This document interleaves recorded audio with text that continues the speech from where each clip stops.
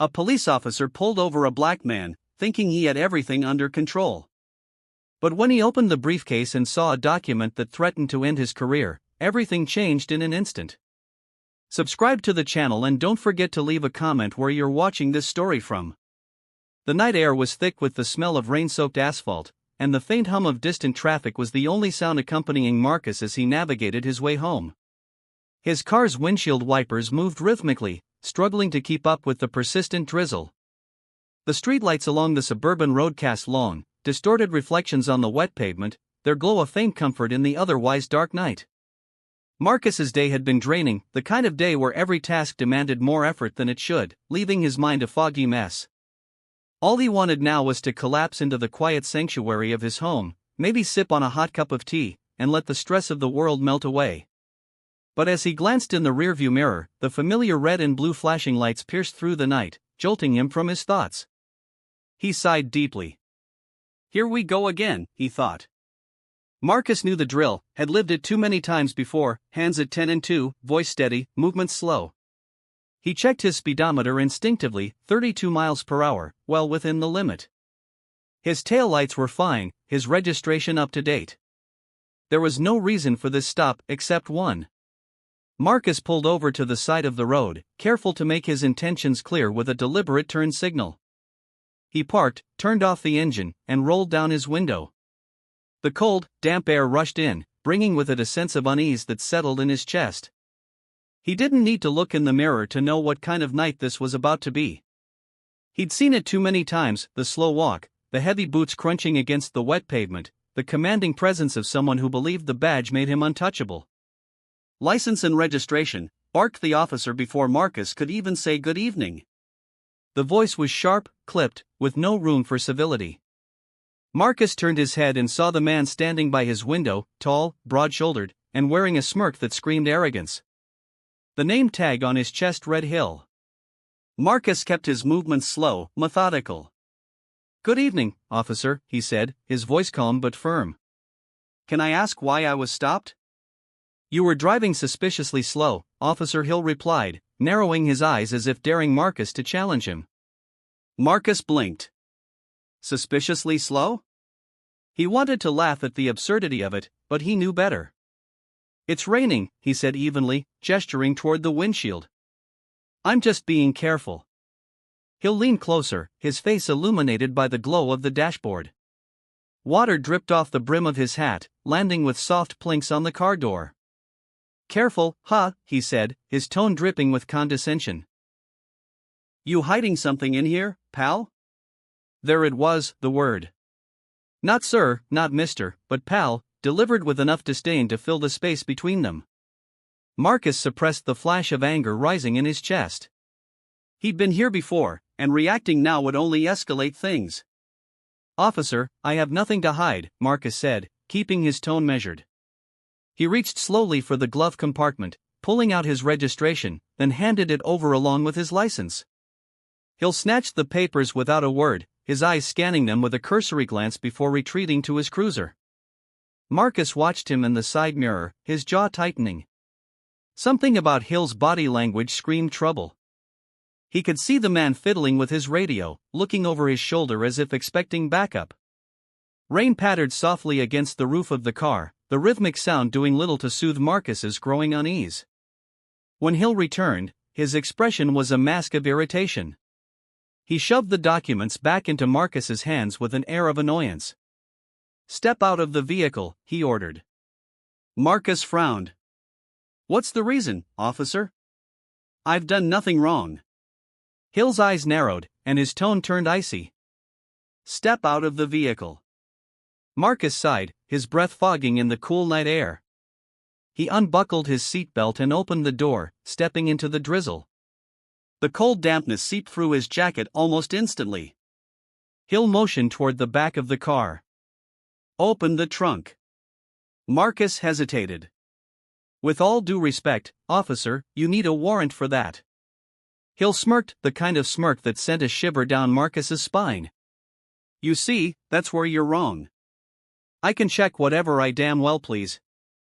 Marcus stood his ground, his voice steady but firm. Actually, no, you can't. But Hill wasn't listening. He marched to the back of the car, his key ring jangling as he prepared to force the trunk open. Marcus clenched his fists, feeling the weight of the moment pressing down on him. He knew what Hill was doing, pushing boundaries, testing limits, asserting power. It was a game Marcus had seen played too many times. But tonight, he wasn't just another pawn. As the trunk popped open, Hill's smirk faltered. His eyes landed on a sleek black case tucked neatly in the corner, and for a moment, curiosity replaced arrogance. He reached for it, ignoring Marcus's protests. "That's private property," Marcus said sharply, stepping closer. "You have no right." But it was too late. Hill had already unlatched the case. The lid flipped open with a soft click, revealing its contents. Whatever confidence Hill had walked over with evaporated the moment his eyes fell on the papers inside. His face paled, his jaw tightening as he scanned the top sheet. "What the hell is this?" he muttered under his breath. Marcus crossed his arms, leaning casually against the car. "Something catch your eye, Officer Hill?" Hill's hands trembled as he held the document closer, his eyes darting over the words. The bold header at the top read "Notice of Termination." Beneath it, his name was printed clearly, followed by a list of offenses that made it impossible to look away. The rain continued to fall, soft and unrelenting, as the balance of power shifted in an instant. Here is the continuation from the file, starting where we left off. The rain drummed steadily against the roof of the car, its rhythm a stark contrast to the chaos brewing in Officer Hill's mind. He stood frozen by the open trunk, the termination notice trembling in his hands. His face, once a mask of confidence, was now a canvas of confusion and disbelief. The damp air seemed heavier now, pressing against his chest as if the very atmosphere had turned against him. Marcus, standing a few feet away, watched silently. His arms were crossed, his stance casual, but his eyes were sharp, calculating. He didn't rush to speak, didn't demand an explanation. He let the moment stretch, the weight of Hill's realization settling in. What is this?" Hill finally managed, his voice cracking slightly. He flipped through the pages in the sleek black case, each document more damning than the last: complaints from citizens, internal memos from the department, transcripts of hearings, all meticulously detailed and organized. The case wasn't just a collection of accusations, it was a dossier of his entire career's misdeeds. Marcus took a step closer, his calm demeanor never wavering. "It's exactly what it looks like, Officer Hill. Your record, every complaint, every abuse of power, every time you crossed the line, neatly documented." Hill's head snapped up, his eyes narrowing. This is illegal. You can't have this. Who gave you this? Who the hell do you think you are?" Marcus met his gaze without flinching. "The question isn't who I am. The question is, why is this all true? Why does this case exist in the first place?" Hill's face flushed with anger, the veins in his neck standing out. He stepped forward, towering over Marcus. "You think you can intimidate me with this crap? You think you're smart because you've got some papers?" Marcus didn't back down. "I think I'm smart enough to know when someone like you thinks they're above the law. But here's the thing, Officer Hill, no one is untouchable." For a moment, Hill's aggression faltered, replaced by something closer to fear. He looked back at the papers, his hands gripping them so tightly the edges crumpled. He flipped through the file again, his breathing growing heavier as he recognized the names of people who had filed complaints, the dates, the incidents he thought were long buried. Hill began, but the words caught in his throat. He turned his attention to the black case itself as if it might contain more secrets. His fingers brushed against a USB drive tucked into a small compartment. He pulled it out, holding it up. "What's on this?" Marcus raised an eyebrow, a small smile playing at the corner of his lips. "Videos, audio recordings, all tied to the reports in those files." Hill stared at the USB as if it were a ticking time bomb. He looked back at Marcus, his jaw tightening. "You think this is funny? You think you can play games with me?" Marcus shook his head, his voice steady. "This isn't a game. It's accountability. Something you seem to have avoided your whole career." Hill's hands shook as he shoved the USB back into the case. His anger was mounting again, but now it was tinged with desperation. He slammed the lid shut and turned to Marcus, his voice low and threatening. "You're messing with the wrong person. You have no idea who I know, what I can do." Marcus tilted his head, his expression thoughtful. "I think I know exactly who you are, Officer Hill. And I think that's what scares you." Hill opened his mouth to reply, but his words were cut off by a soft beep. Both men turned their heads toward the car, where a small red light blinked on the dashboard. The camera. Hill's eyes widened as the realization hit him. Their entire interaction had been recorded from the moment he'd approached the car. "You've been recording this?" he barked, stepping toward the vehicle. His voice was laced with fury, but underneath it, there was panic. Marcus leaned against the side of the car, his arms still crossed. "Of course. People like you aren't exactly known for playing fair." Hill lunged toward the camera, his hand outstretched, but Marcus moved quickly, stepping between him and the car. "Touch it," Marcus said, his voice calm but firm, "and you'll add tampering with evidence to that long list of offenses." Hill froze, his hand hovering in the air. His chest heaved as he stared at Marcus, his eyes filled with a mix of rage and frustration. "You think this little stunt is going to end me? You think you're some kind of hero?" Marcus didn't flinch. "I think it's time people saw who you really are." The tension hung in the air like a storm cloud, heavy and electric. Hill's fists clenched at his sides, his face contorted with fury. For a moment, it seemed like he might lash out. But then he took a step back, his gaze darting around as if searching for a way out. "What do you want?" he demanded, his voice hoarse. Marcus straightened, his expression unreadable. "I want justice. Not just for me, but for everyone who's ever had to deal with someone like you." Hill let out a bitter laugh. "Justice. That's a nice word for revenge." Marcus's eyes hardened. "No. Revenge is what you've been serving for years. This is accountability." The rain continued to fall, a steady rhythm that seemed to punctuate every word. Hill looked down at the black case, at the blinking red light on the camera, then back at Marcus. For the first time, the bravado in his eyes was gone, replaced by something far more human: fear. "You're not going to get away with this," he said, but the conviction in his voice was faltering. Marcus stepped closer, his voice dropping to a whisper. "I already have." Hill stared at him, his chest rising and falling with quick, shallow breaths. The case, the documents, the USB, the camera, every piece of evidence was a nail in the coffin of his career, and he knew it. Marcus turned and walked back toward the car, leaving Hill standing in the rain, clutching the crumpled papers like a man holding on to the last remnants of his power. As Marcus opened the driver's door, he glanced back over his shoulder. "This isn't over," Hill called after him, his voice shaking. Marcus climbed into the car, started the engine, and looked at Hill one last time. "No," he said, his tone calm and certain. "It's just beginning." The car pulled away, leaving Hill alone in the downpour, the black case still sitting open in the trunk, its contents exposed to the relentless rain. Here is the next portion of the text. The rhythmic tapping of the rain on the car's roof echoed through the silence, broken only by the soft growl of the idling engine. Marcus watched Officer Hill through the windshield, his fingers tapping lightly on the steering wheel as the police officer stood there visibly shaken. Hill's eyes were glued to the trunk, his brow furrowed in confusion, anger, and something else, something closer to fear. Marcus knew that this was only the beginning. Hill's arrogance was now starting to crumble under the weight of the truth that had come tumbling out of that black case. The officer had taken the bait, and now Marcus had the upper hand. The blinking red light on his dashboard camera was a reminder that everything that had happened so far was recorded, every word, every threat, every action. It wasn't just a confrontation anymore. It was evidence.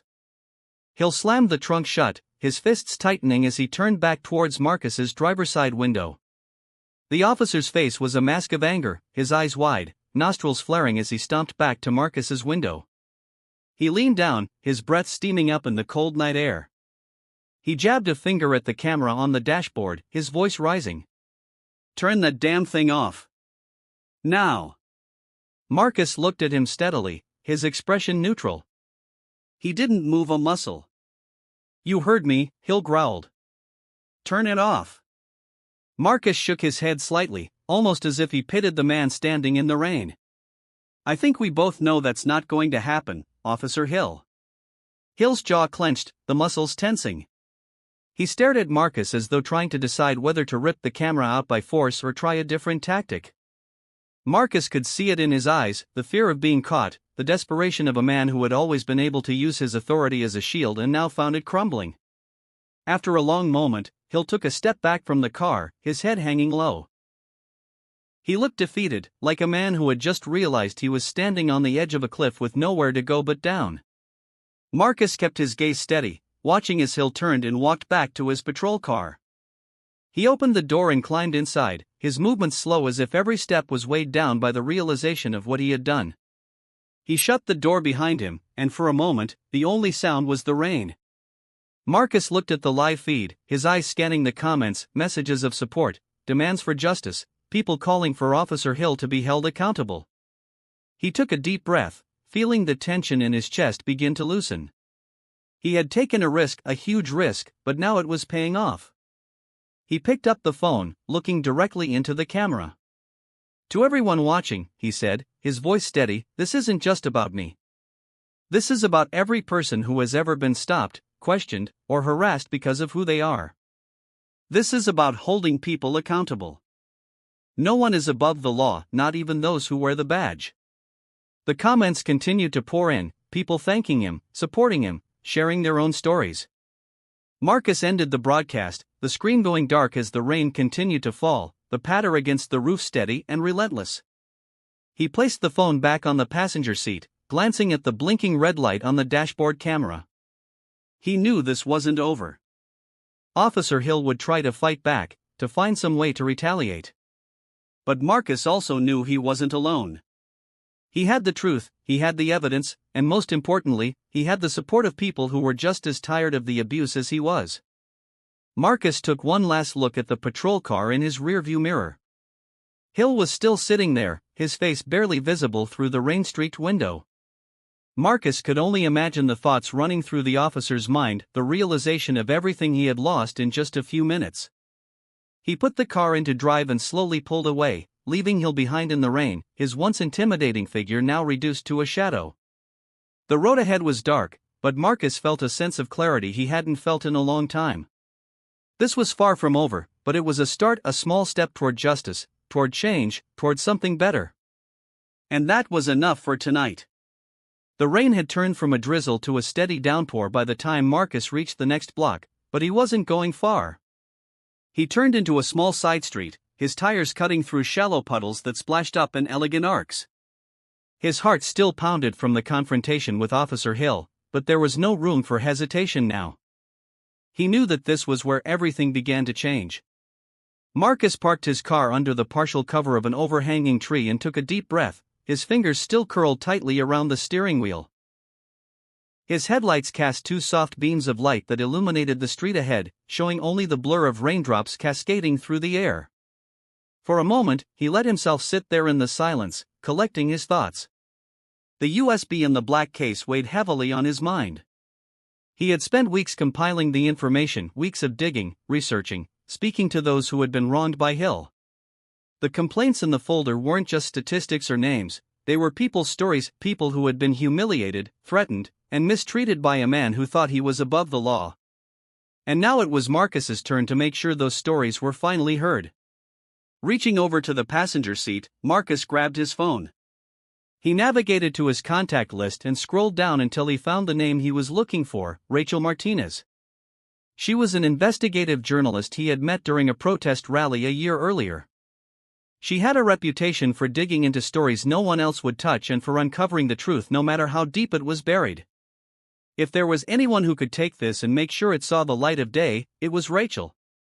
The phone rang once, twice, and then clicked as Rachel picked up.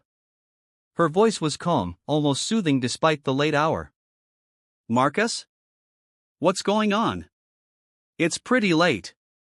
Marcus let out a breath he hadn't realized he was holding. "Rachel, I need you. Tonight." I have everything we talked about. There was a moment of silence on the other end, and then her tone changed, serious, focused. You mean everything on Hill? You actually got it? Rachel let out a low whistle. Okay. Where are you? I can be there in 20. I'm just off Main, near the old gas station. I'll text you my exact location. Marcus paused, then added, but listen, Rachel, it's not just about tonight. It's bigger than just one traffic stop. The evidence I have, it goes deeper. It implicates others. Hill isn't the only one. Rachel was quiet for a moment, processing his words. Then her voice returned, filled with determination. I'm on my way. Stay put. And Marcus? Good job. You did it. Marcus hung up and leaned back in his seat, the adrenaline still coursing through his veins. His body was tense as he replayed the events of the night in his mind. He knew Hill wasn't going to take this lying down. Men like Hill never did. They fought back, used their connections, twisted the system in their favor. But Marcus wasn't going to back down either, not now, not after everything. A knock on his window startled him out of his thoughts. Marcus turned, his heart pounding, but when he saw the familiar face outside, his tension eased. It was Rachel, her dark hair plastered to her forehead from the rain, her eyes sharp even in the dim light. He quickly unlocked the door, and she slid into the passenger seat, shaking droplets of water off her jacket. You weren't kidding about the rain, she said, giving him a half-smile. She pulled out a small notebook and pen, her eyes flicking to the black case in the back seat. Is that it? Marcus nodded. That's it. Everything we need. Rachel reached into the back, her fingers brushing the smooth surface of the case before she pulled it onto her lap. She looked at Marcus, her expression a mix of curiosity and admiration. You really went through with it. I knew you had guts, but this? This is something else. Marcus gave a small shrug. I'm tired of people like him. Tired of them thinking they can do whatever they want without facing any consequences. Rachel opened the case, her eyes scanning the documents inside. She pulled out a few pages, her eyebrows raising as she read through the complaints and testimonies. You weren't kidding, she murmured. This is damning. She looked up, her eyes meeting Marcus's. You know they're going to come after you for this, right? Hill isn't going to take this lightly. His friends in the department aren't going to let this slide. Marcus met her gaze without hesitation. I know. But I'm not alone, not anymore. People need to see the truth. Rachel nodded slowly, then reached for her phone. She began to take pictures of the documents, her fingers moving quickly as she catalogued each page. Marcus watched her work, the rain still falling around them, the car's interior lit only by the dim glow of the dashboard. After a few minutes, Rachel looked up. What's on the USB? Marcus hesitated, then picked up the drive from the center console. Footage from body cams, security cameras, audio recordings too. Some of it is from officers who didn't want to come forward but wanted their stories heard. Rachel took the USB from him, her expression serious. This is going to shake the department to its core, Marcus. You know that, right? If we go through with this, it's not just Hill, it's everyone who's protected him, everyone who's looked the other way. Marcus nodded, his voice steady. That's exactly what I want. Rachel gave him a long look, then smiled a real smile, one that reached her eyes. All right then. Let's get to work. The two sat in the car, the rain a constant backdrop as they began to go through the evidence page by page, file by file. They spoke in low voices, their conversation punctuated by the rustle of paper and the soft clicks of Rachel's phone as she documented everything. Marcus could feel the weight of what they were doing, the enormity of it, but he didn't feel fear. For the first time in a long time, he felt hope. After what felt like hours, Rachel finally closed the case, her fingers lingering on the lid for a moment before she looked at Marcus. We're going to publish this. All of it. But we need to be careful. Hill will find out sooner or later, and when he does, he'll come after you. Marcus gave her a determined nod. Let him. I'm ready. Rachel smiled again, then opened the door, the rain immediately drenching her once more. She looked back at Marcus, her expression filled with determination. Get some rest. Tomorrow, we're blowing this wide open. Marcus watched as she walked back to her car, her figure disappearing into the darkness. He sat there for a moment longer, the weight of what was to come settling over him. He knew that tonight had been just the beginning. The real battle was yet to come. He turned the key in the ignition, the engine roaring to life. The road stretched out ahead of him, dark and wet, but Marcus no longer felt the uncertainty that had plagued him earlier. He had done what he needed to do, and now it was time for the world to see the truth. As he drove away, he couldn't help but feel a sense of purpose. Hill had used his power to silence people, to intimidate them into submission. But now, Hill's own actions were going to be his undoing, and Marcus was going to make sure of it. The rain continued to fall, a steady reminder of the cleansing that was about to take place, the storm that was going to wash away the lies, the corruption, and the abuse. It was time for a change. And Marcus was ready to be part of it. The next morning arrived with heavy clouds lingering in the sky, a sense of anticipation hanging in the air as though the storm had left behind its unease. Marcus had barely slept, his mind racing with the events from the previous night. The evidence was now in Rachel's hands, but he knew his role was far from over.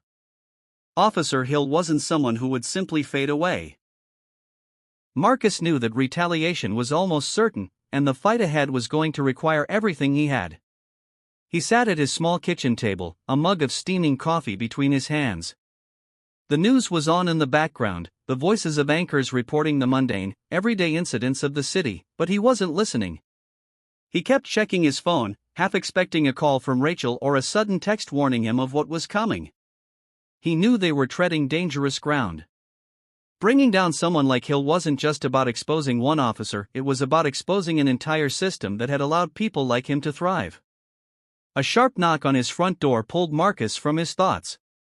He stood, the chair scraping against the floor as he pushed it back. His pulse quickened as he approached the door, a small sense of dread creeping up his spine. He paused for a moment, taking a deep breath before opening it. Standing in the doorway was a tall figure in uniform, but it wasn't Hill. It was someone Marcus recognized, an older officer with graying hair and a tired expression that spoke of years of seeing the worst the city had to offer. His name tag read Jackson. "Officer Jackson?" Marcus asked, his voice a mix of surprise and uncertainty. Jackson gave a small nod, his eyes scanning the hallway behind Marcus before he spoke. "Marcus, we need to talk. It's about last night." Marcus stepped aside, letting Jackson enter the small apartment. The officer moved with a kind of weary purpose, his eyes taking in the surroundings before settling on Marcus. Jackson didn't waste time with pleasantries. He turned to face Marcus, his expression grave. "Listen," he began, his voice low. Words already getting out. "What you did last night with Hill, it's spreading through the department. And it's not just Hill who's worried. There are others. People higher up. They're not happy." Marcus swallowed, the weight of Jackson's words pressing down on him. He had expected this, but hearing it out loud made it feel more real, more immediate. "I figured as much," he replied, his voice steady. "But that doesn't mean I'm backing down." Jackson's gaze softened slightly, a flicker of something like respect crossing his features. "I know you're not. And that's why I'm here.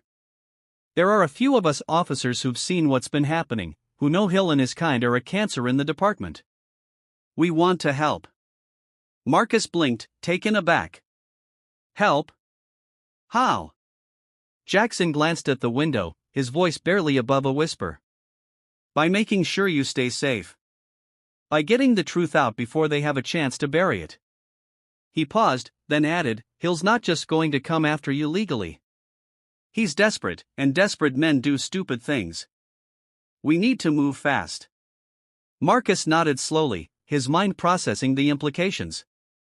He had hoped there might be others in the department who wanted to see change, but he hadn't expected them to come to him. "Why now?" he asked. "Why not before?" Jackson sighed, a deep, tired sound. Fear. Hill has friends, powerful ones. Most of us couldn't afford to stick our necks out. But what you did last night? You made it public. You took away his ability to silence you quietly.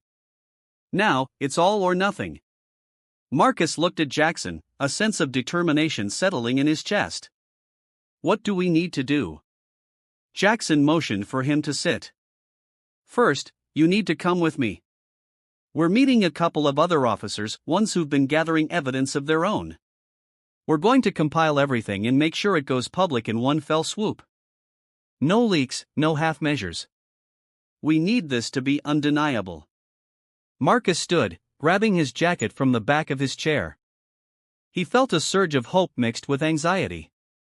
This was it, what he had been pushing for, fighting for. Real change, with people from the inside willing to stand up. He followed Jackson out of the apartment, his heart pounding in his chest. They drove in silence through the wet streets, the city still waking up under the heavy gray clouds. Jackson navigated through side roads, avoiding the main routes, as if to prevent anyone from following them. Marcus couldn't shake the feeling that they were being watched, the paranoia creeping in with every turn. Eventually, they pulled up to an old, nondescript building, an unused community center, its paint peeling, the windows dusty. Jackson parked the car and turned to Marcus. We're meeting them inside. This place is off the radar, no cameras, no patrols. Marcus nodded, following Jackson up the cracked concrete steps. Inside, the building smelled of mildew and old wood, the air cool and stale. Jackson led him down a narrow hallway and into a small room where two other officers were already waiting. They looked up as Marcus entered, their expressions a mix of apprehension and determination.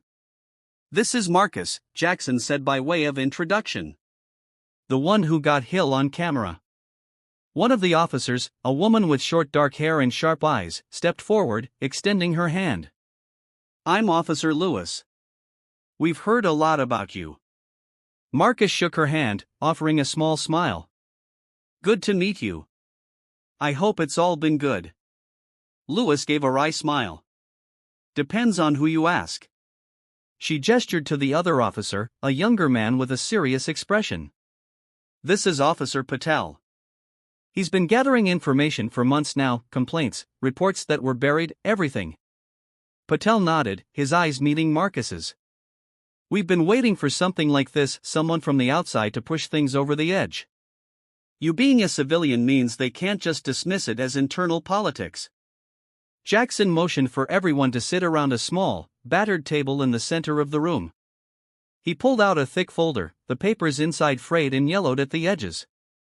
He spread them out on the table, reports, complaints, photographs.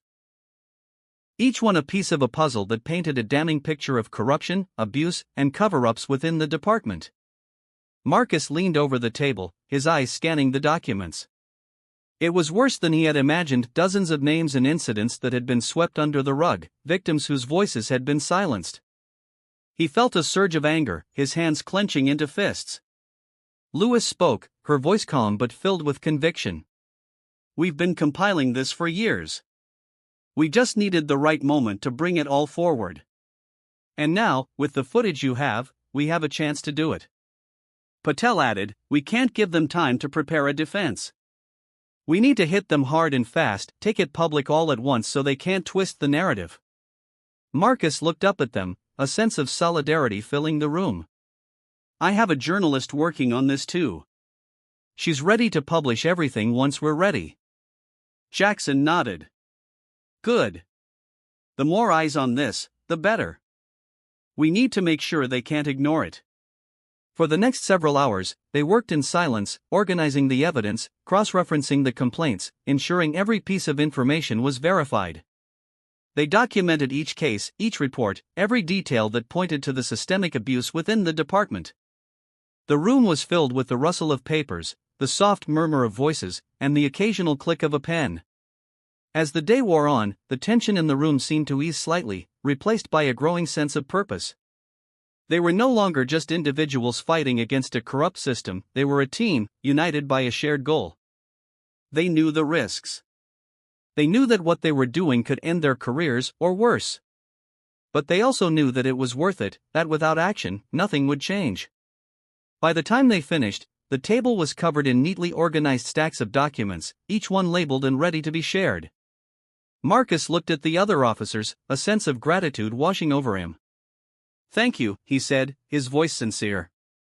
"I know what this means for you." Jackson shook his head. "Don't thank us yet. The hard part is still ahead. But we're in this together now." Lewis stood, stretching her arms above her head. "We should move. The longer we stay here, the more likely someone will notice." Patel gathered the folders, carefully placing them into a large bag. He looked at Marcus, his eyes serious. "We'll deliver these to your journalist. After that, we're all in. There's no turning back." Marcus nodded. "Rachel will know what to do. She's ready." As they left the building, Marcus felt a sense of determination he hadn't felt in a long time. The rain had stopped, the clouds beginning to break apart, letting thin rays of sunlight peek through. It felt like a sign, a small glimmer of hope in what had been a long, dark journey. They loaded the documents into Jackson's car, and Marcus watched as the officers drove away, their taillights disappearing down the empty street. He knew that the road ahead was still fraught with danger, that Hill and his allies wouldn't go down without a fight. But he also knew that he wasn't alone anymore. He had allies, people on the inside willing to stand up, to fight for what was right. Marcus took a deep breath, the cool air filling his lungs. This was it, the beginning of the end for Hill and everyone like him. The truth was finally coming to light, and there was no stopping it now. As Marcus walked back to his own car, the sun breaking through the clouds above, he felt a sense of calm settle over him. It was time for justice, time for the world to see the truth. And he was ready for whatever came next. The dawn of a new day carried an air of apprehension and hope. The sky above was a soft gray, the storm clouds dissipating slowly, giving way to scattered sunlight that fought to break through. Marcus sat in his apartment, staring out the window at the emerging blue sky. The past few days had felt like a relentless storm in his life, but now there was a sense that perhaps the tides were finally turning. The small table in Marcus's kitchen was covered with the remnants of last night's work, empty coffee mugs, scraps of notes, and his phone lying silently in the middle, the black screen reflecting the soft morning light. He felt exhausted, his body aching for sleep, but his mind refused to rest. There was too much at stake and too much to do. His phone suddenly buzzed, jolting Marcus from his thoughts. He picked it up, the screen showing a message from Rachel. "It's time. The story is going live in 10 minutes. Are you ready? ****. Marcus stared at the screen, his heart pounding. This was it. Everything they had worked for, everything they had put on the line, was about to be released to the world. There was no turning back now. He typed a quick response, "I'm ready. Let's do this, ****. He stood up, feeling the adrenaline start to surge through his body again. He needed to get out of the apartment, to be somewhere where he could breathe. He grabbed his jacket from the back of the chair and stepped out into the cool morning air, the streets still quiet with the early hour. The sun was finally breaking through, casting long shadows across the pavement as Marcus began to walk, his eyes scanning the familiar neighborhood. As he walked, Marcus couldn't help but think about everything that had led him here, the countless times he had been stopped by the police, questioned without cause, treated as if he didn't belong simply because of the color of his skin. He thought about all the people who had shared their stories with him, people who had experienced the same fear, the same injustice. Today wasn't just about him. It was about all of them. He reached a small park at the end of the street and found an empty bench, sitting down with a sigh. He pulled out his phone, refreshing the news page. The headline appeared at the top of the screen, bold and impossible to ignore. Corruption in the police force exposed, Officer Hill and the systematic abuse of power, ****. Rachel had done it. She had taken everything they had gathered, the complaints, the videos, the testimonies, and turned it into a story that no one could ignore. Marcus's eyes scanned the first few paragraphs, the words leaping off the screen. The article was blunt, direct, and filled with the voices of the people who had been silenced for too long. The evidence was all there, laid out for everyone to see. Marcus felt a swell of emotions rise in his chest: relief, anger, hope. It was all out in the open now. There was no way for Hill or his allies to hide from the truth. The comments section was already filling up, people reacting to the news, sharing their own stories, calling for accountability. Marcus could see the beginnings of something powerful, a wave of change that was building momentum. His phone buzzed again, a call coming in. He looked at the screen: Rachel. He answered quickly, bringing the phone to his ear. Rachel. Marcus, it's live, she said, her voice filled with a mix of excitement and urgency. We're getting a massive response. People are already sharing it everywhere. We did it. Marcus closed his eyes for a moment, letting her words sink in. We did, he said, his voice soft. But this is just the beginning. Rachel's tone shifted slightly, becoming more serious. You're right. The department's going to be in damage control mode. Hill's going to be under intense scrutiny, but they're going to fight back. You need to be careful. Marcus nodded, even though she couldn't see him. I know. I'm not letting my guard down. Are you okay? There was a pause, and then Rachel spoke again, her voice filled with determination. I'm fine. I'm ready for whatever comes next. We have people watching, making sure the story stays out there, that it doesn't get buried. Marcus smiled, a sense of camaraderie washing over him. Thank you, Rachel, for everything. She laughed softly. Don't thank me yet. We still have a long way to go. Stay safe, Marcus. I'll keep you updated. Marcus ended the call, placing the phone down beside him on the bench. He looked out across the park, the sun now fully breaking through the clouds, casting a golden glow over the grass and trees. There was a sense of calm in the air, a sense of something new beginning. He heard footsteps approaching and turned to see a familiar figure walking toward him, Officer Jackson. Marcus stood up, surprised. Jackson gave him a nod, his expression unreadable. Morning, Marcus, Jackson said, stopping a few feet away. I just wanted to check on you, make sure you're okay. Marcus nodded. I'm fine. It's out there now. The world knows. Jackson sighed, a mix of relief and tension evident in his posture. Yeah, they do. The department's already in chaos. There are people scrambling to figure out how to respond. Hill, he's not taking it well. Marcus raised an eyebrow. What do you mean? Jackson looked at him, his expression darkening. Hill's furious. He's threatening legal action, saying the evidence was obtained illegally, that it's all fabricated. He's desperate, Marcus, and desperate men do dangerous things. Marcus felt a chill run down his spine, but he kept his voice steady. Let him try. The truth is out there now. He can't silence it. Jackson gave a small nod, his eyes softening. You're right. But still, watch your back. You did something big today, something that needed to be done. But people like Hill, they don't just go quietly. Marcus understood the warning in Jackson's words. He knew Hill wouldn't give up without a fight, but he also knew that he wasn't alone anymore.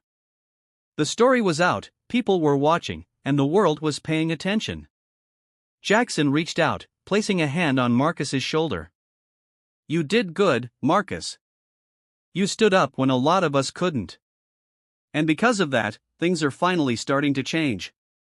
Marcus looked at Jackson, a sense of gratitude washing over him. Thank you, Jackson. For standing with me. For believing in this. Jackson gave him a small smile, a hint of pride in his eyes. It's not over yet, but we'll see this through. Together. Marcus watched as Jackson turned and walked away, his figure disappearing down the path, the morning sun casting long shadows behind him. He sat back down on the bench, his heart still pounding, but now there was something else, a sense of hope, of purpose. He picked up his phone again, scrolling through the comments on the article. People were demanding accountability, calling for Hill's resignation, for a full investigation into the department. The momentum was building, and Marcus knew that this was just the beginning. He leaned back, the sun warming his face, and allowed himself a moment of quiet. He thought of all the people who had been part of this journey, the victims who had shared their stories, the officers who had risked their careers to help, Rachel, Jackson. They had all played a part in bringing this moment to life. And it wasn't just about Officer Hill. It was about the system that had allowed him to thrive, the culture that had protected him. It was about changing the very foundation of how power was used and abused. Marcus knew it wouldn't be easy. There would be backlash, resistance, attempts to discredit everything they had done. But he also knew that the truth had power. And now that it was out, there was no going back. The world had seen what happened when power went unchecked, and now they were demanding change. Marcus smiled, a sense of calm washing over him as he watched the sun climb higher in the sky. Today was a new day, a day where the fight for justice continued, where the voices of the people would not be silenced. He stood up, slipping his phone into his pocket, and began to walk back toward his apartment. There was work to be done, battles still to be fought. But for the first time in a long time, Marcus felt a sense of hope that maybe, just maybe, things could be different. As he walked, the sun finally broke free from the last of the clouds, casting its warm light over the city. And Marcus knew that whatever came next, he was ready. The hours that followed were a whirlwind. Marcus stayed close to his phone, monitoring updates and waiting for the inevitable fallout. The story had spread quickly, making its way from Rachel's publication to larger outlets. The internet was ablaze with discussion, with hashtags related to the scandal trending across social media platforms. Videos, comments, and screenshots of the documents were shared thousands of times. People from all over the country were weighing in, demanding justice and expressing their anger at the systemic corruption that had been laid bare. Marcus sat at his desk, scrolling through the responses. Each one was a mix of vindication and sorrow. He saw stories from people who had experienced similar abuses, their words a painful reminder of how widespread the problem was. But he also saw solidarity. The public's reaction wasn't just anger, it was a call to action. A notification popped up on his phone. It was a text from Rachel. Press conference. City Hall. 3 p.m. Be ready. Marcus read the message twice before replying. I'll be there. He leaned back in his chair, taking a deep breath. This was it. The exposure was one thing, but the press conference meant there would be no ignoring the issue. Officials would be forced to address the growing outcry, and the department wouldn't be able to brush this under the rug. By the time Marcus arrived at City Hall, the crowd was already gathering. Reporters, activists, and curious onlookers filled the steps and surrounding plaza, their voices a low hum of anticipation. Cameras were set up, microphones ready, and the atmosphere was charged with a mix of tension and hope. Marcus spotted Rachel near the front, her notebook in hand and her eyes scanning the crowd. She caught his eye and waved him over. You made it, she said as he approached. Of course, Marcus replied. How's it looking? Rachel glanced toward the podium set up at the top of the steps. They're nervous. You can tell. The mayor's office released a statement earlier saying they were launching an investigation, but it's vague. They're trying to buy time. Marcus nodded, his jaw tightening. They're stalling. Hoping this blows over. Rachel gave him a grim smile. But it won't. Not this time. Not with everything we've got. As they spoke, the murmurs of the crowd grew louder. A group of city officials, including the police chief, stepped out onto the podium. They were flanked by other officers and staff, their expressions a mix of discomfort and forced composure. The police chief, a middle-aged man with a square jaw and graying hair, stepped up to the microphone. He adjusted it and cleared his throat, his voice carrying over the crowd. Good afternoon, he began. As you are all aware, recent allegations have come to light regarding misconduct within our police department. These allegations are serious, and I want to assure the public that we are taking them very seriously. The crowd murmured, a few voices shouting questions that the chief ignored. We have launched an internal investigation, he continued, and we will be cooperating fully with any external agencies involved. Let me be clear, we do not condone misconduct of any kind, and we are committed to transparency and accountability. Marcus listened, his arms crossed as he stood next to Rachel. The words sounded rehearsed, carefully chosen to appease the public without committing to real action. Rachel leaned in, her voice low. They're trying to control the narrative. Damage control at its finest. Marcus nodded. But they can't control the evidence. As the chief continued to speak, a man in the crowd raised his hand, shouting over the noise. What about Officer Hill? What about the footage? The question hung in the air, and for a moment, the chief faltered. His composure cracked ever so slightly before he regained it. As I said, he replied, his tone measured, we are conducting a thorough investigation. I cannot comment on specific individuals at this time. The crowd wasn't satisfied. Voices rose in frustration, demanding answers. Rachel looked at Marcus, a knowing glint in her eyes. This is just the beginning, she said. After the press conference ended, the crowd began to disperse, but the energy lingered. Marcus and Rachel stayed behind, speaking to reporters and activists who had questions about the evidence and the next steps. As the sun began to set, Marcus felt a mix of exhaustion and determination.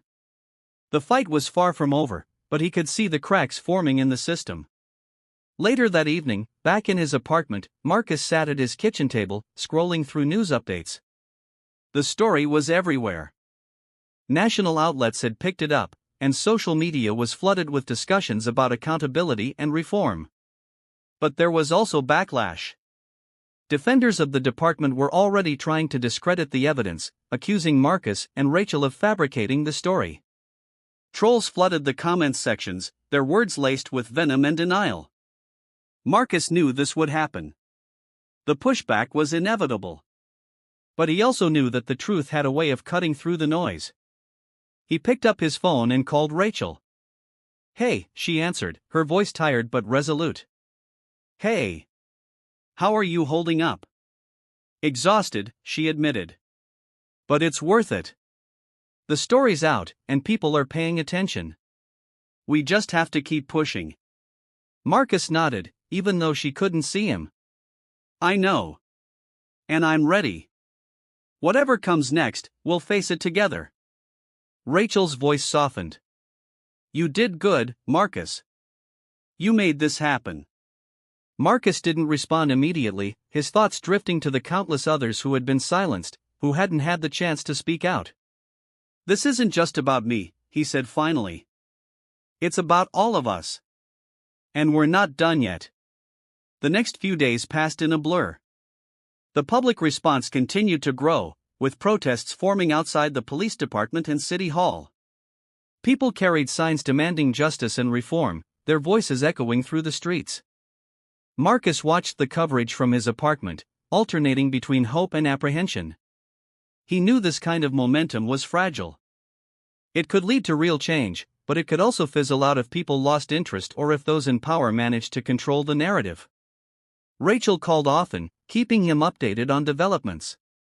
Investigative journalists from other outlets were digging deeper into the department's history, uncovering patterns of misconduct that went back years. The story was no longer just about Hill, it was about an entire system that had allowed abuse to thrive unchecked. But with the attention came increased scrutiny. Marcus started receiving anonymous messages on his phone, some supportive, others threatening. He changed his number, but the unease lingered. One evening, as Marcus sat in his living room reviewing notes from another victim who had reached out to him, there was a knock at the door. He tensed immediately, his mind flashing to Hill and the threats Jackson had warned him about. Slowly, he stood and approached the door, peering through the peephole. To his relief, it was Officer Jackson. Marcus opened the door, stepping aside to let him in. Evening, Jackson said, his tone low. What's going on? Marcus asked, closing the door behind him. Jackson glanced around the room, as if checking for anything unusual. I've been hearing things. Hill's doubling down. He's working his connections, trying to get people to discredit you and Rachel. He's desperate, Marcus. You need to be careful. Marcus crossed his arms. What else is new? He's been desperate since the moment he saw that case. Jackson nodded, his expression grim. True, but this is different. He's not just worried about his career anymore, he's worried about staying out of jail. And people like Hill? They'll do anything to protect themselves. Marcus sat down, his mind racing. What do you suggest?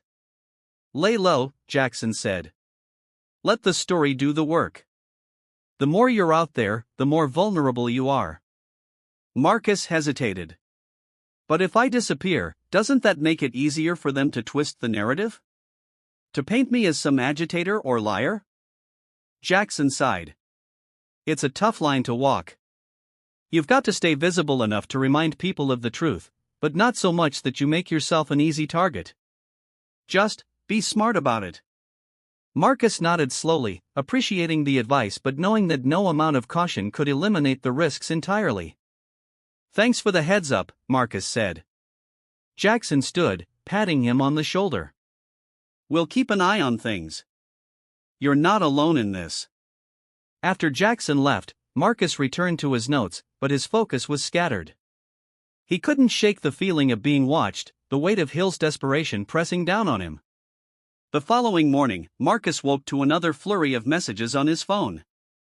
Rachel had sent him a link to an article that detailed more damning information about the department, this time focusing on cover-ups involving multiple officers.